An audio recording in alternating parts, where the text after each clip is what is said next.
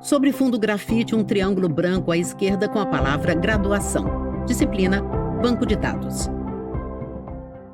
Olá, eu sou o professor Eduardo Santarém. Vamos dar continuidade à nossa disciplina de banco de dados.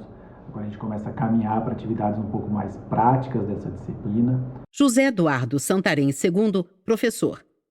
A tela se divide entre a apresentação de slides à esquerda e a miniatura da janela de vídeo do professor à direita. No primeiro slide, o tema da aula: linguagem SQL, DDL, linguagem de definição de dados, comandos básicos. E a primeira coisa que a gente vai falar é sobre a linguagem SQL. E a gente vai falar especificamente, uma parte da linguagem SQL, que é a DDL, que é a linguagem de definição de dados, ou seja, onde a gente vai construir nossa estrutura de banco de dados. Novo slide com o título SQL, Structured Query Language. Abaixo, o texto. Esquema para o modelo relacional do contexto didático, empresa, termo destacado em laranja. O esquema a seguir tem as entidades em letras maiúsculas e os atributos dentro de parênteses, separados por vírgulas e em letras minúsculas. Funcionário, idente, sublinhado. Nome, sobrenome, endereço, data de nascimento, salário, sexo, subidente, D-número. Dependente, F-idente, sublinhado, nome, sublinhado, data de nascimento, sexo, relacionamento. Departamento, número, sublinhado, nome, G-idente, data de início. Localizações, D-número e localização, ambos sublinhados. Projeto, número, sublinhado, nome, localização, D-número. Trabalha em P-número, sublinhado, F-idente, sublinhado e horas. Na parte inferior do slide, a nota. Algumas simplificações nos nomes de variáveis foram realizadas para facilitar o uso delas nas consultas. A chave primária, em cada relação, está sublinhada. Bom, para nossa compreensão, eu vou usar um exemplo aqui, sempre que eu precisar, que é essa estrutura empresa. Então tem algumas tabelas aqui: funcionário, dependente, departamento, localizações, projeto e trabalha em. É um conjunto de tabelas que compõem um modelo relacional de uma empresa fictícia, para que a gente possa fazer nossos exemplos, para que vocês vão se acostumando com essa estrutura, para que possam fazer os exercícios, fazer as atividades relativas à disciplina e para que a gente possa explicar os mais variados exemplos que a gente vai ter de implementação. Bom, a SQL, que é o Structured Query Language, é uma linguagem de banco de dados com recursos para definição de dados, que é o que a gente vai tratar especificamente nessa aula, e também com recursos para manipulação de dados, que a gente vai tratar em aulas futuras. Permite a gente especificar restrições que devem ser impostas aos dados, possibilitando a implementação da integridade e segurança da informação armazenada. Então, a gente constrói a estrutura com todas as restrições que a gente definiu lá nas nossas dependências funcionais, na transição do nosso modelo de relacionamento para o nosso modelo relacional. Novo slide com o título SQL Structured Query Language e 2 tópicos lidos pelo professor, com os destaques em laranja: definição e manipulação de dados. Bom, então o SQL é uma linguagem padrão para sistemas gerenciadores de bancos de dados comerciais, e há um padrão estabelecido pela ANSI e pela ISO, que são 2 organizações internacionais, para a definição dessa linguagem. É muito importante que vocês saibam, pessoal, que as implementações de produtos comerciais, quando a gente for ver Oracle, Postgre, MySQL, entre outros produtos que a gente tem no mercado, pode ser que você tenha especificidades que são relativas a cada um dos produtos. A gente vai tratar aqui na disciplina, de um modo geral, o modelo padrão do SQL, o SQL ANSI, SQL padrão. Mas, em alguns momentos, eu vou mostrar detalhes específicos, como que eu aplico isso, por exemplo, no MySQL, que é o produto que a gente escolheu para trabalhar aqui nas disciplinas. Mas então eu vou tentar trazer tudo de um modo mais padronizado, que serve para qualquer banco de dados. E quando eu estiver falando especificamente do MySQL, eu vou dizer: isso aqui é especificamente do MySQL, para ficar claro para vocês quando eu estiver fazendo esse tipo de abordagem. Novo slide com o título SQL e o texto lido pelo professor com o destaque laranja. Apresentam pequenas alterações. As siglas ANSI e ISO, citadas pelo professor, significam, respectivamente, American National Standards Institute e International Standards Organization. Novo slide com o mesmo título SQL e o texto. Estudaremos nesta aula Comando de Definição de Dados, DDL, Data Definition Language, Create, Alter, Drop. Comandos de Manipulação de Dados, DML, Data Manipulation Language, Insert, Update, Delete. Ok? Bom, o que a gente vai estudar nessa aula, né? Então a gente vai estudar os comandos de definição de dados, que são os comandos DDL. E a gente vai ter também os comandos de manipulação de dados, que são os comandos DML, o insert, o update e o delete. Então esses três comandos são para a gente trabalhar com manipulação de dados. Novo slide com o título SQL e o texto. O comando create permite criar objetos de banco de dados.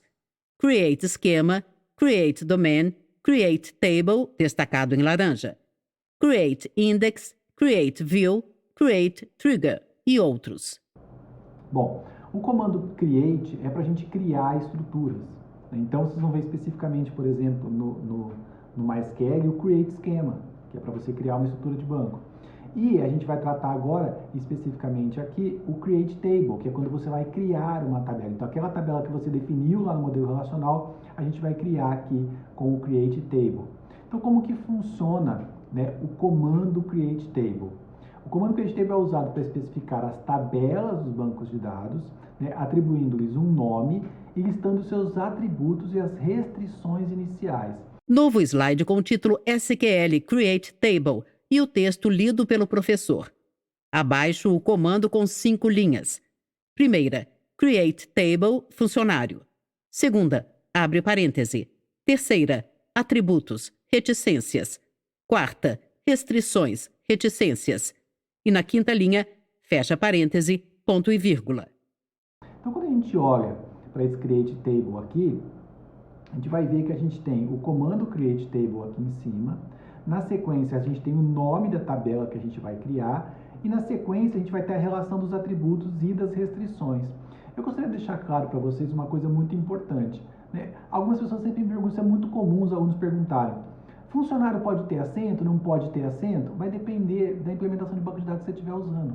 Então, na hora você vai ter que testar e saber se aquela implementação permite, né, você criar esses tipos de objetos com assento ou sem assento, usando esse tipo de nomenclatura. Novo slide com um comando de 13 linhas.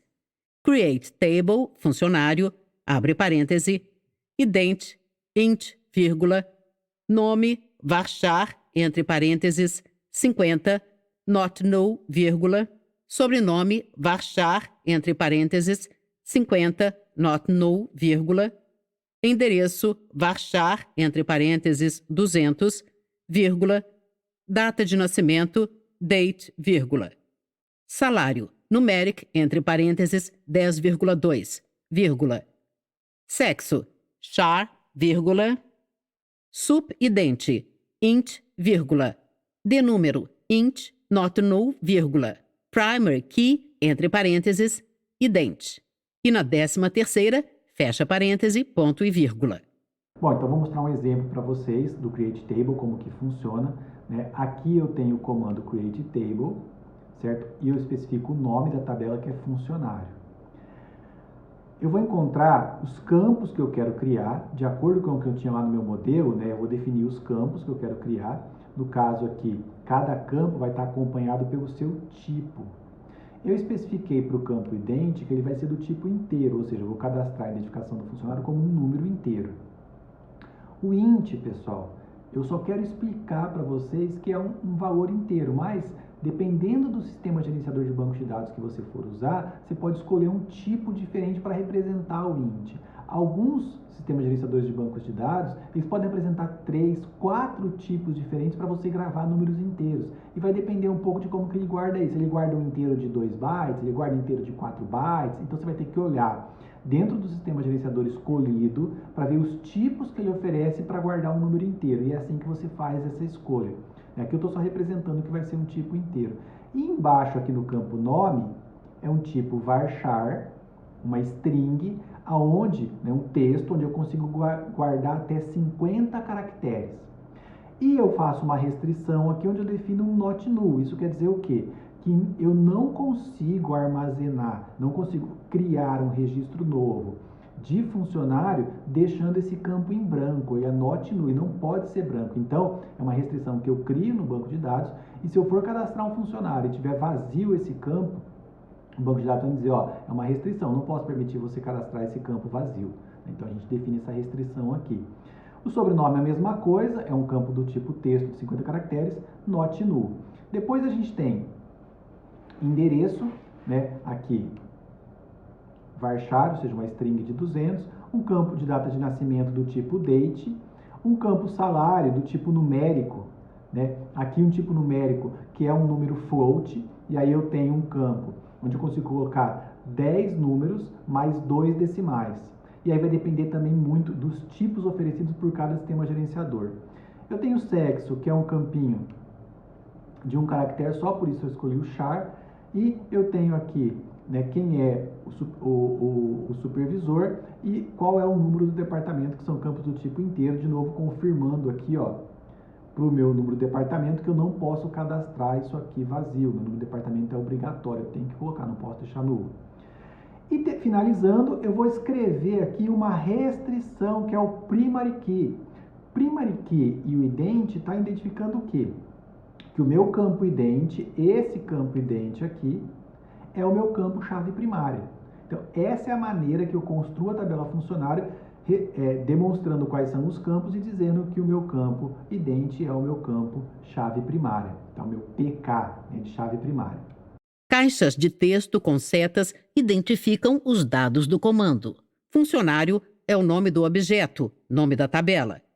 Na segunda linha, int é o tipo de atributo, restrição de domínio.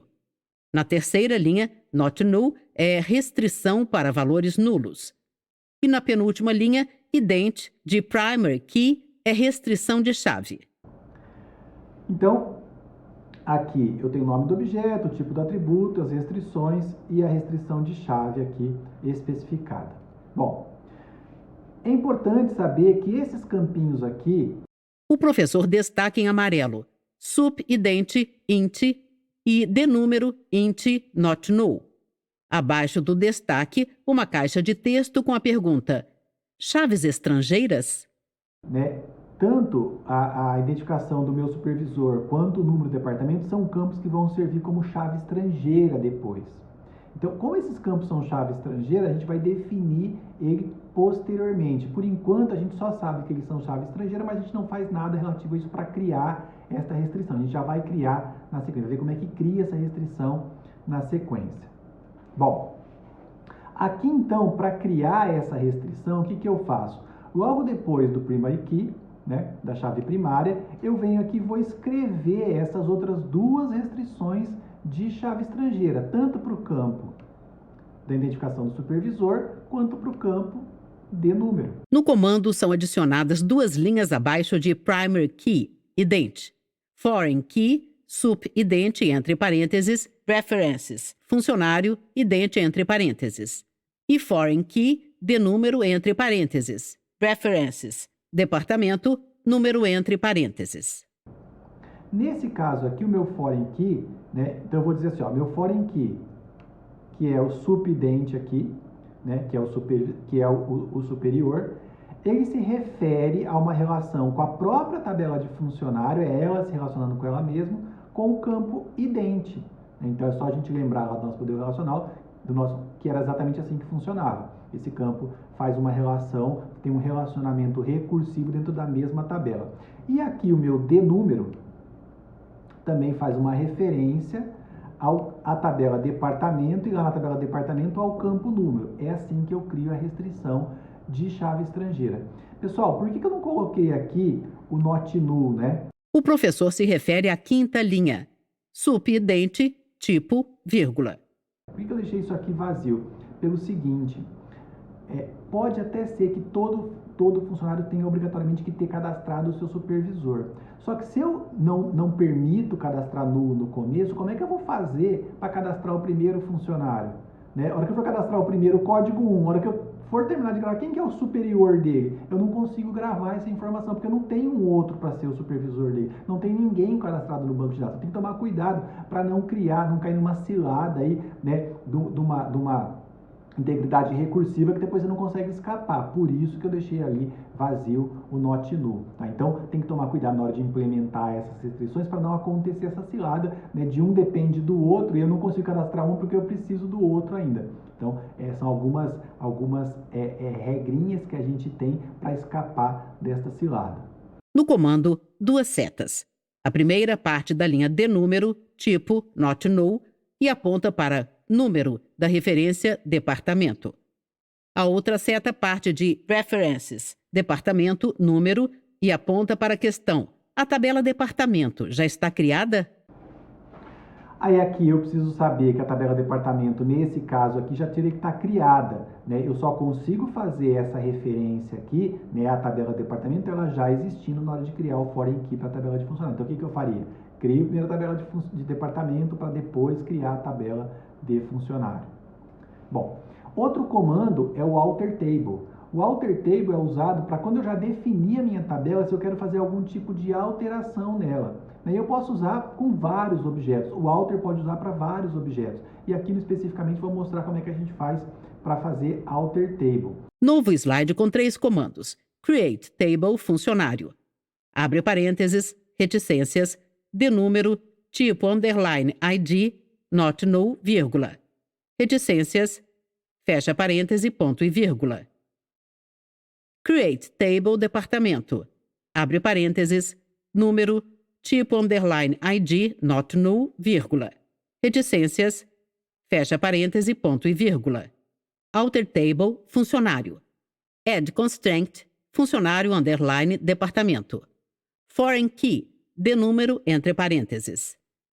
References, departamento, número entre parênteses, ponto e vírgula.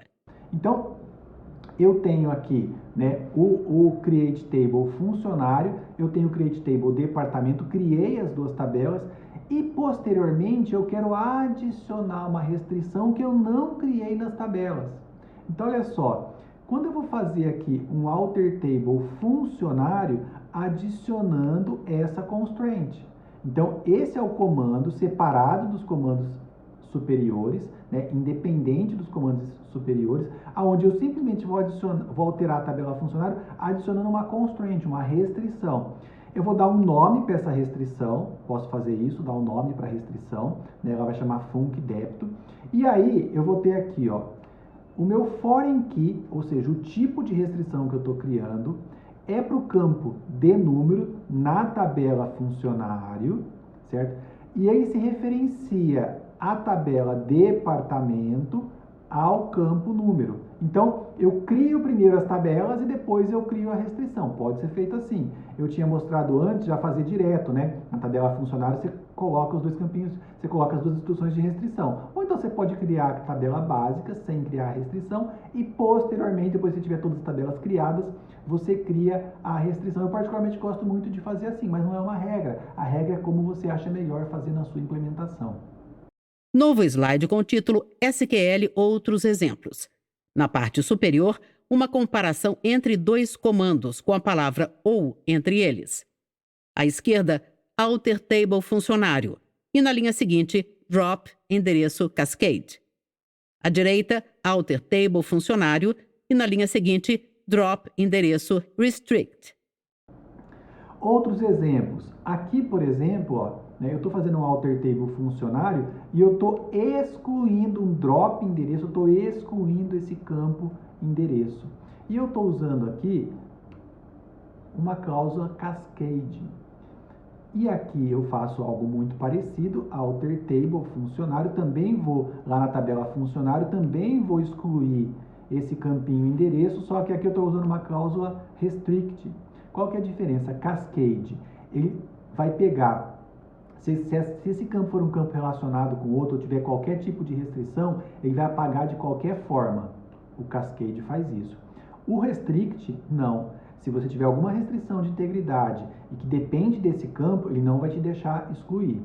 Tá? Ele vai restringir e falar, não, você não pode excluir esse campo porque esse campo está relacionado com outra tabela, né? Eu tenho uma restrição para poder fazer essa exclusão de campo. Então, se você quiser eliminar tudo, que ele faça tudo sem se preocupar com isso, cascade, senão você põe restrict. Na parte inferior do slide, mais 2 comandos. Alter Table Funcionário e, na linha seguinte, Alter Subidente Set Default 1163. E Alter Table Funcionário seguido de Add Endereço Varchar 200. Aqui é um outro tipo de alteração, né? Eu estou simplesmente, em vez de adicionar um campo ou mudar, eu estou alterando. Né? Então, eu estou pegando e alterando aqui na tabela funcionário, Alter Table Funcionário. Eu estou alterando esse campo, que é o subidente, e estou colocando ele como default lá, um 1163. O que é set default? Eu podia ter definido isso na criação da minha tabela. Quando eu coloco o default, né, eu defino que sempre, a hora que eu criar, a hora que eu inserir um registro, vai automaticamente esse valor para esse campo. Né? Então, se você sabe que esse valor vai ser sempre usado, você pode colocar uma definição de default. É isso que eu estou fazendo, eu estou alterando posteriormente, estou criando um campo default, um valor default para o campo subidente. E aqui embaixo eu estou usando um alter table, né, para alterar também a tabela de funcionário, e eu estou adicionando um campo endereço de varchar 200. Eu não excluí antes, drop, agora eu estou adicionando, então estou colocando de novo um campo endereço. Lembrando que se eu tiver dados, excluí, os dados foram embora. Adicionei um campinho de novo, o campo vem vazio para todos os registros, tá bom? Eu tenho também o drop. O que faz o comando drop? O drop normalmente é usado para alterações das definições dos objetos já criados. O drop table funcionário, por exemplo, né, eu vou apagar a tabela funcionário. O comando completo citado pelo professor é drop table funcionário cascade. E vou usar o cascade. O que é o cascade? É aquela questão. Como a tabela funcionário pode estar relacionada com outras, se eu aplicar o cascade, ele apaga a tabela funcionário e vai apagando todas as relações que existiam de restrição de chave estrangeira, ele apaga tudo, tá? Então, ele não vai se preocupar. Então, normalmente quando você usa um drop table funcionário sozinho, se você tiver um problema de restrição, ele não vai deixar apagar. Aqui, com o cascade, ele vai apagar tudo.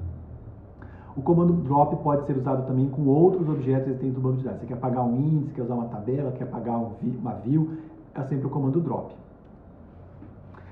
E agora, pessoal, a gente tem o comando para inserir dados, manipulação. Então, para inserir dados, o comando insert permite inserir um registro na tabela. Novo slide com o título SQL Insert e 2 comandos. O primeiro é insert into funcionário.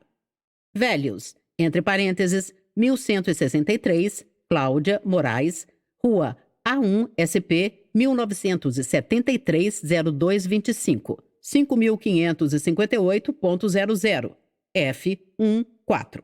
Então, no caso aqui, ó, como que funciona esse comando?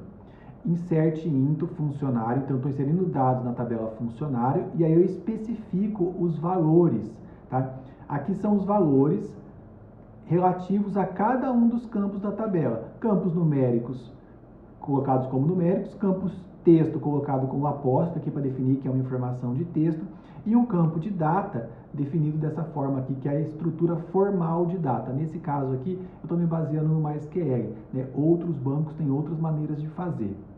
O professor se refere ao dado 1973-0225, escrito com traços entre o dia, mês e ano.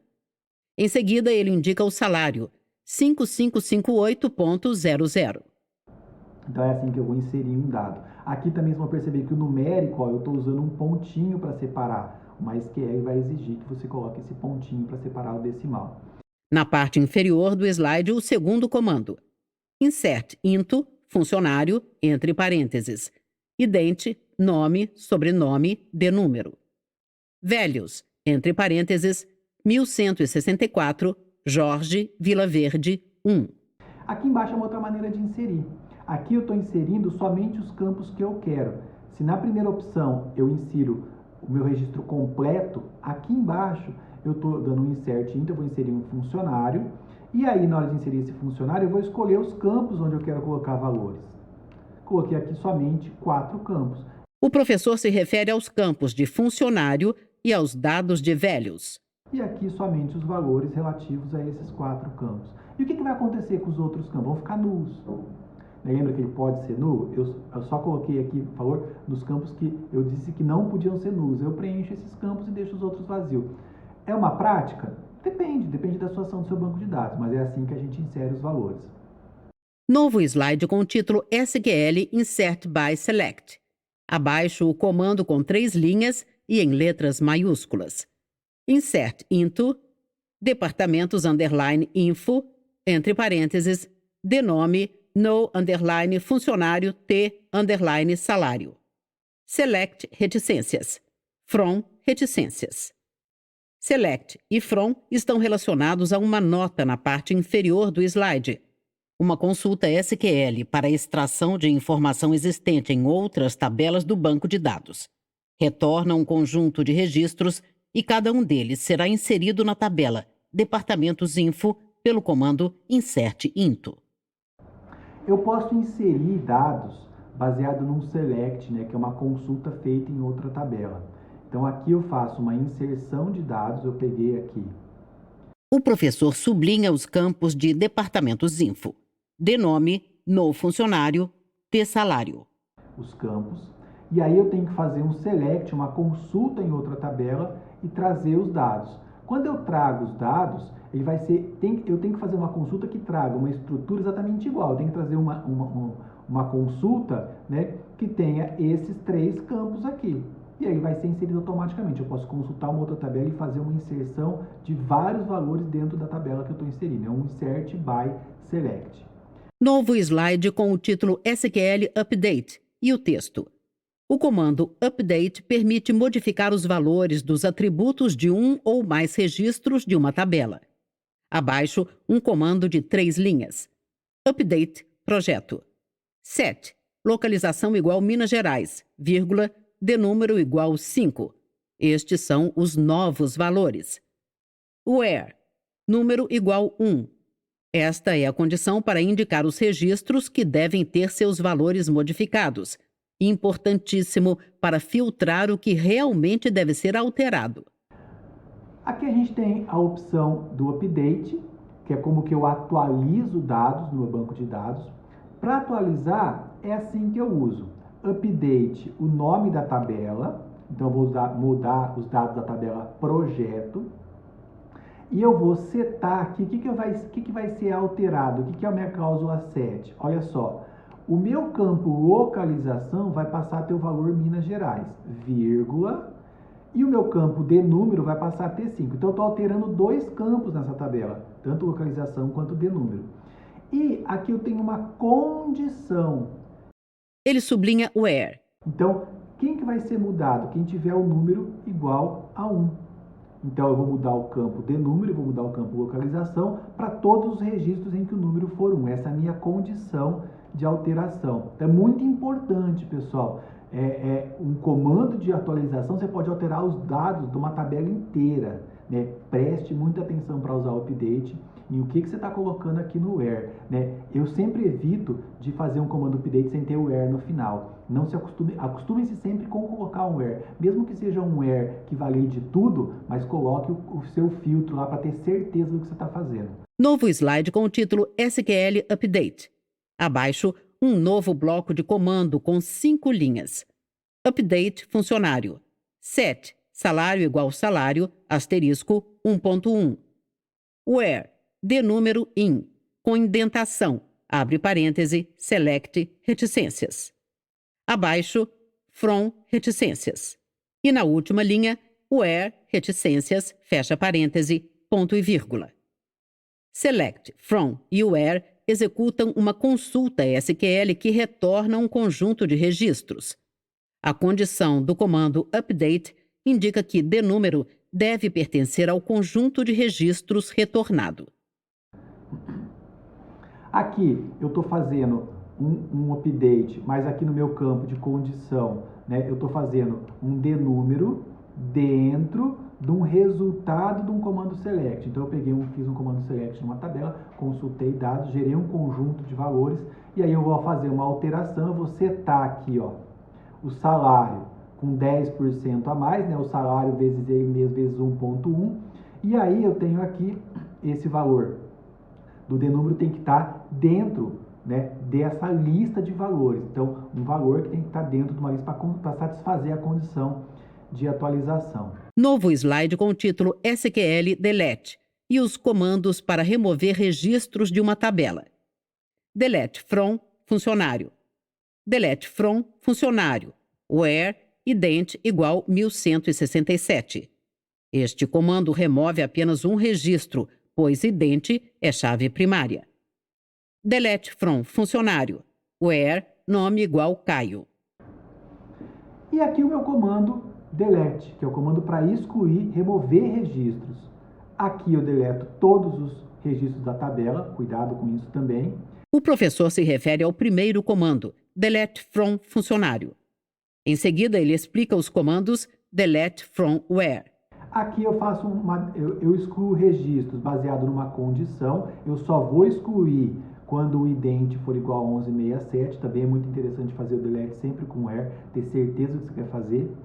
E aqui embaixo um delete, onde o meu campo nome vai ser igual a Caio, ou seja, eu quero excluir o registro onde o nome seja Caio.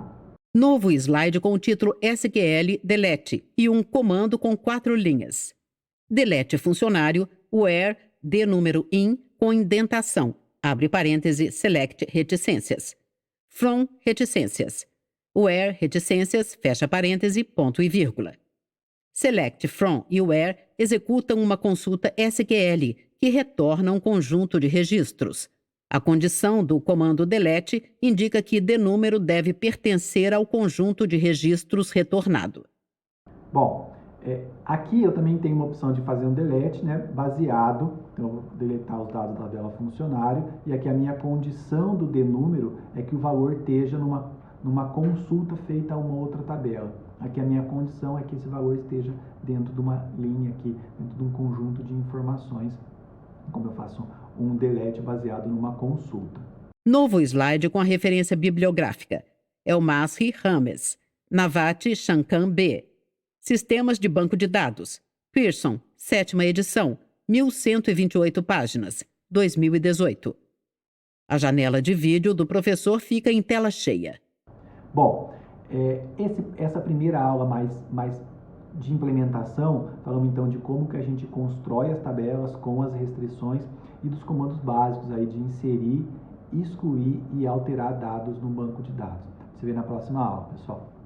Linhas retas se cruzam em um esboço das letras T e V, que são preenchidas em vermelho e compõem o logo da Univesp TV, Universidade Virtual do Estado de São Paulo.